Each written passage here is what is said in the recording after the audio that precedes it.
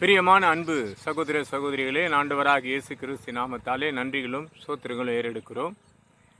இன்னைக்கு செய்தி பார்க்கப்படும் போது ஒரு வித்தியாசமான 1ஆம் தேதி, அதுவுமே பலவிதமான தடைகள். காலையிலேருந்து ஒரு விதமான செய்திகளுக்காக புறப்பட்டு ஓடிக்கொண்டு இருக்கிறேன். ஏன்னா கர்த்தருடைய வேலையை செய்ய அனுப்பும் போது எளிமை, கஷ்டப்பட்டவங்க, பாடுபட்டவர்களுக்கு உதவி செய்ய தான் அந்த ஊழியமே எனக்கு. ஏன்னா ஆண்டவர் என்னை அழைக்கப்படும் போதே அநேகர் இடத்துல அனுப்பி தான் அந்த உதவி செய்ய வைப்பார். ஆனாலும் என்ன பண்ணுறேன், இன்றைக்கி 1ஆம் தேதியை ஒரு செய்தி அனுப்பும் முன்பே, அதாவது 1ஆம் தேதி முன்னாலே நான் ரெடியாக ஆயத்தப்படுத்தி அனுப்புவோம். நேற்றும் முடியாத போச்சு. இன்றைக்கும் வாக்குத்தத்தம் முடிந்த பிறப்பாடு செய்தியை பகிர்ந்து கொள்ளலாம் என்று சொன்னால், தொடர்ந்து யாரோ ஒருவர் அவங்க உதவிக்கு நாடி வரப்படும் போது அந்த உதவியிலேருந்து புறம்பாக தள்ளுவது என்னுடைய ஊழியத்தில் கிடையாது. அது எப்படிப்பட்ட நெருக்கடி வந்தாலும் அத்தனை நெருக்கடியிலிருந்தும் கர்த்தரை நோக்கி கூப்பிட்டு அதுக்கு பதிலளித்து உதவி செய்து என் வேலை கர்த்தர் அதை செய்து முடிப்பார். அப்படி தான் இந்த மாதத்தில் வாக்குத்தத்தமாக பேசப்பட்டது. சங்கீதம் 118ஆம் சங்கீதத்தில் 5ஆம் வசனம் படிக்கப்படும் போது, நெருக்கத்திலிருந்து கர்த்தரை நோக்கி கூப்பிட்டாராம். அப்போ நெருக்கத்திலிருந்து அவரை நோக்கி கூப்பிடப்படும் போது கர்த்தர் நமக்கு என்ன செய்கிறார் என்று சொல்லி பார்க்கப்படும் போது, ஆராய்ந்து பார்க்கப்படும் போது உதவி செய்கிறவராக இருக்கிறார். இன்றைக்கி மனுஷன் உதவி பார்த்துனா விருதானது. நாச சுவாசம் உள்ள மனிதன் நம்புவதே விட்டுவிடு. அப்போது ஒரு தகப்பனுடைய காரியத்தை கொடுத்து லூக்காவில் படிக்கப்படும் போது ரொம்ப அழகாக இருக்கும். 15ஆம் அதிகாரத்தை ரொம்ப இன்ட்ரெஸ்டிங்கான ஒரு செய்தி அது. அதில் பார்த்தினா இயேசு கிறிஸ்து என்ற ரட்சகர் ஒரு காரியத்தை கொடுத்து ஒரு இடத்துல பார்த்தினா 100 ஆடுகளை இருக்க கொடுத்த காரியத்தை கொடுத்து பேசுவார். அதில் ஒரு ஆடு அந்த கூட்டத்தை விட்டு விலகி போகும்போது 99 ஆடு இருக்கிற இடத்தை விட்டுட்டு அந்த ஒரு ஆடை தேடி அவர் கண்டுபிடித்து வந்து மகிழ்ச்சி அடைந்த ஒரு சாட்சியை பகிர்ந்து கொள்வார். 2வது ஒரு இடத்துல ஒரு தாயார் கொடுத்து பேசப்படும் போது அங்கே ஒரு வித்தியாசமான செயல்பாடு வரும். என்னடான்னு பார்க்கப்படும் போது இழந்து போனதை தேடி கண்டுபிடித்தார் என்று ஒரு மகிழ்ச்சி அடைவார்கள். இதை விலைக்கு சொல்லப்படும் போது இன்னொரு செய்தியாக பகிர்ந்து கொள்ளக்கூடிய ஒரு செய்தி அங்கே பார்க்கப்படும் போது, அது என்ன செய்தியாக இருக்குது என்று பார்க்கப்படும் போது, இங்கே ஒரு தகப்பனுக்கு 2 குமாரன் உண்டு, 2 பிள்ளைகள் உண்டு. ஒருவன் மூத்தவன், ஒருவன் இளையவன். அப்போ இளைய குமாரன் என்ன பண்ணுறான், தகப்பனிடத்துலேருந்து என்னுடைய சொத்து எனக்கு கொடுத்து விடு என்று சொல்லி தகப்பனை விட்டு சகோதரனை விட்டு புறதேசத்துக்கு புறப்பட்டு போகிறான். ரொம்ப அழகாக இருக்கும். இன்றைக்கி நிறைய குடும்பத்தில் அதுதான் நடக்கும். அவசரப்பட்டு இந்த இளைய குமாரெலாம் என்ன பண்ணுவாங்க, எனக்கு கொடுக்கறதை கொடுத்துட்டு நான் கடந்து போகிறேன்ட்டு போயிடுவாங்க. அவங்க ஆரம்பத்தில் போகும்போது அந்த ஸ்டேட்மெண்ட்லாம் பார்த்து ரொம்ப அழகாக இருக்கும். அவங்க சரியாக அந்த பங்கு பிரித்து கொண்டு கடந்து போயிடுவாங்க. ஒரு பாதிப்பு நேரிடும் போது, ஒரு பிரச்சனை நேரிடும் போது எங்கே வருவாங்க, தகப்பனிடத்தில் தேடி வரக்கூடிய சூழ்நிலை வரப்படும் போது, அப்போது இதுக்கு நடுவில் என்ன நடக்குதுன்னு சொன்னால், அவன் தேடி போய் எல்லா ஆஸ்திகள்லாம் அழிச்சிட்டு புறதேசத்தில் போய் எல்லாத்தையும் என்ன பண்ணிட்டான், எல்லாம் அழிச்சிட்டான். ஒன்றுமே கிடையாது. அவன் ஒரு இடத்துல வேலைக்கு கடந்து போகிறான். அவர் என்ன பண்ணுறாராம், அந்த ஒரு வேலையை கொடுக்குறாங்க. அந்த வேலை ஆட்கள் மத்தியிலும் வேலை செய்யப்படும் போது அந்த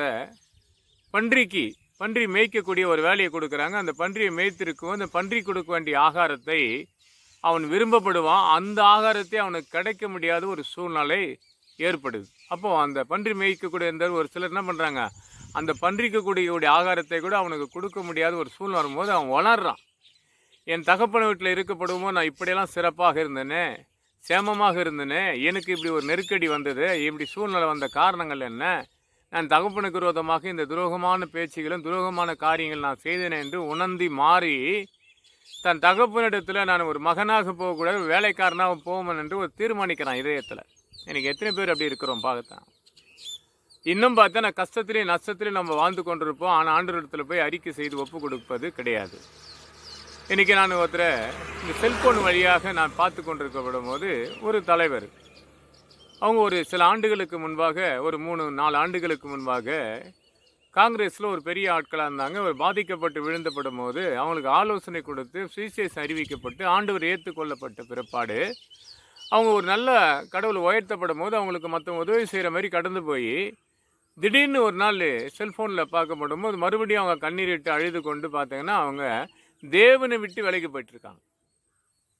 வசதி வாழ்ப்பு கிடைக்கும் போது நான் கர்த்தர் அவங்கள விழுந்து கிடக்கிறந்த ஆண்டவர் சொல்லுவார், 100 ஆடு இருக்கும், அது ஒரு ஆடு கடந்து போன அந்த ஆட்டை மேய்க்கக்கூடிய முடியாத இருக்கப்படும் போது அந்த ஆட்டை தேடி பிடித்து சந்தோஷப்படுகிற ஆண்டவராக இயேசு கிறிஸ்து இதே அதிகாரத்தில் இந்த 15ஆம் அதிகாரத்தில் இத்தனை காரியம் இருக்கும். அந்த 99 ஆடை காட்டி அந்த ஒரு ஆட்டை தேடி போய் கண்டுபிடிச்சு சந்தோஷம் அடைகிறான் ஆண்டவர்.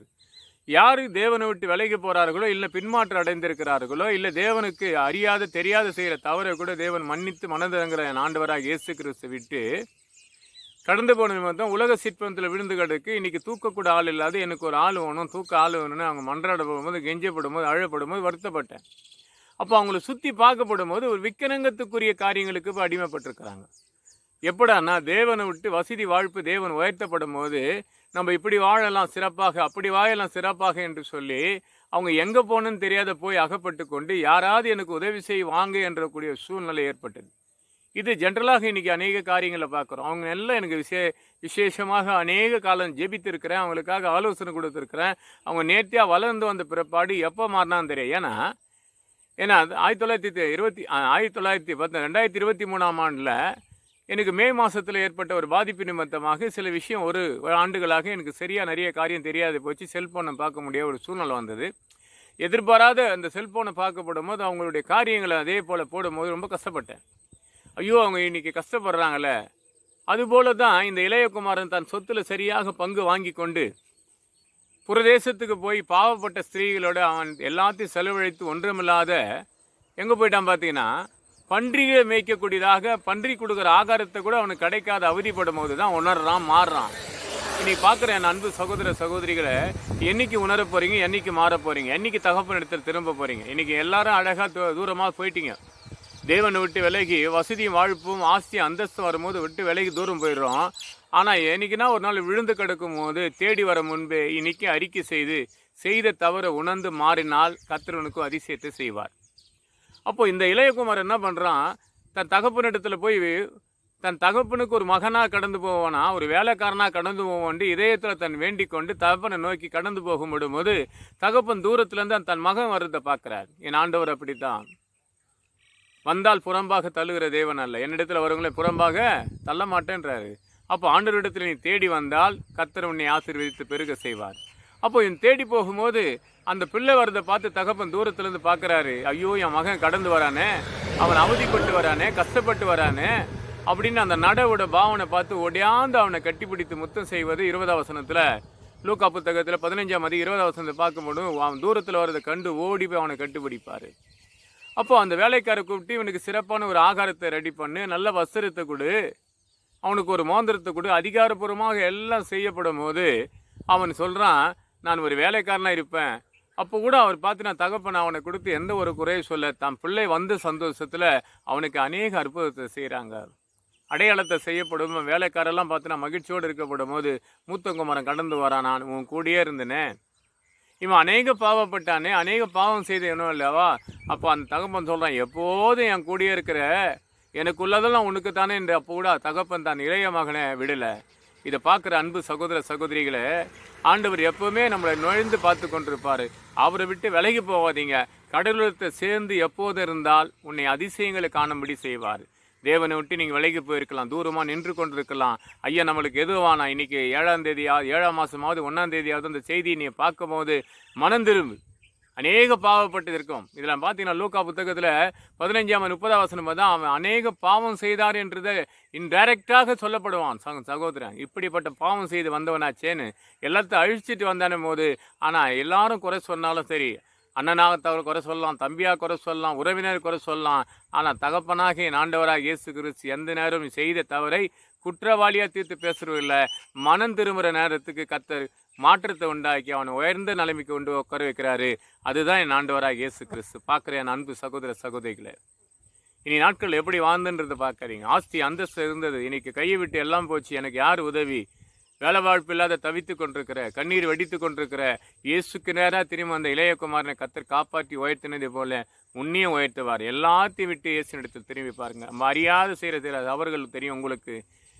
வீட்டுக்கு தெரியாத செய்கிற தவறுகள் எத்தனையோ இருக்கும். தகப்பனுக்கு தெரியாத எத்தனை தவறு இருக்கும். தாய்க்கு தெரியாத எத்தனை தவறு இருக்கும். மனைவிக்கு தெரியாத எத்தனை தவறாக இருக்கும். மனைவிக்கு தெரியாத எத்தனை ஆண்கள் என்ன பண்ணுறாங்க, தவறுகள் செய்து கொண்டிருப்பாங்க. அதை அறிக்கை செய்து விட்டுட்டு வா, தகப்பனிடத்தில் திரும்பி பாரு. உன்னை அநேக இடங்கள் ஆசீர்வாதமாக நிறுத்துவேன். இன்றைக்கி பார்த்தினா நான் ஒரு மலைப்பகுதியில் கடந்து வந்து கொண்டிருந்தேன். இந்த ஒரு பார்த்தேன், எனக்கு அருகில் இருப்பது பெரிய மலை. அந்த மலைக்கு அந்த பக்கத்தில் நடந்து வரும்போது அந்த செய்தி கொடுக்கலான்னு வந்தேன். எனக்கு எந்த இடமே செட் ஆகலை. ஒரு இடம் உட்காரக்கூடிய இடம் ஒன்று. ஏன்னா எனக்கு உடம்பு வலி வந்துச்சுன்னு உட்காந்து இந்த செய்தி எடுத்துக்கோங்க. எத்தனை பேர் பார்த்துன்னு போகிறாங்க, பார்த்துன்னு வராங்க. ஏன்னா அதை பார்க்க மாட்டேன்.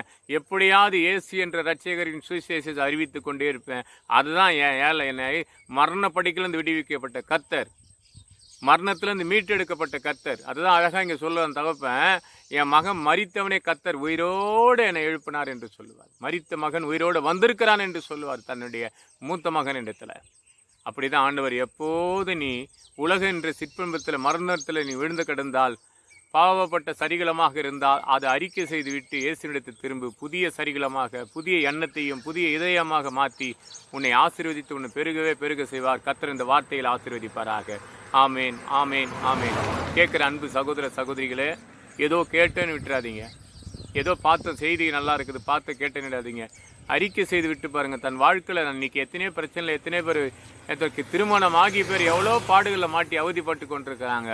அத்தனை அறிக்கை செய்து விட்டால் கர்த்தர் உயர்ந்து எடுத்து கொண்டு வர ஆண்டவராக இயேசு கிறிஸ்து உன்னை என்ன பண்ண வரான், கீழாக்காமல் உன்னை மேலாக்கி பார்ப்பார். கர்த்தர் உங்களை மேலே மேலே ஆசீர்வதிப்பாராக. ஆமேன், ஆமேன், ஆமேன்.